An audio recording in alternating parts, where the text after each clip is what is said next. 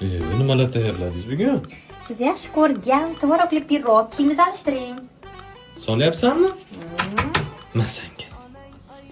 Aha. Rahmat. Hozir pulingizga qo'shib qo'yaman. Bu sanga.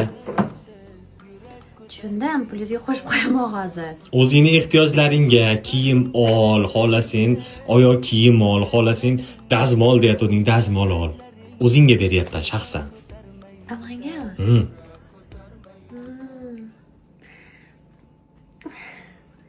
Nima deyishni bilmayman endi hozir.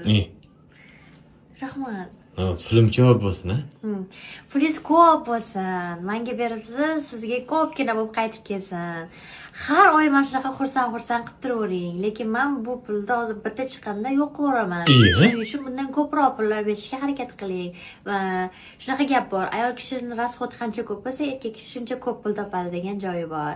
Shuning uchun men rasxotlarim katta, siz ham ko'pgina pullar toping. Menga beribsiz, rahmat kattakon. Sizni yaxshi ko'raman, baxtli bo'laylik.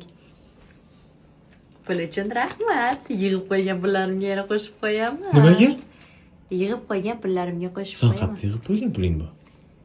O'shani ham so'rang. Keshbek-peshbekdan yig'gandirman. Bor, olib chiqib ko'rsatchi menga tez. Qayerda puling bor sen? Tushunmadim. Bor, olib chiqib ko'rsat menga pulingni. Men pulingizni oling, keshbekimni pulini hayotda bermayman sizga.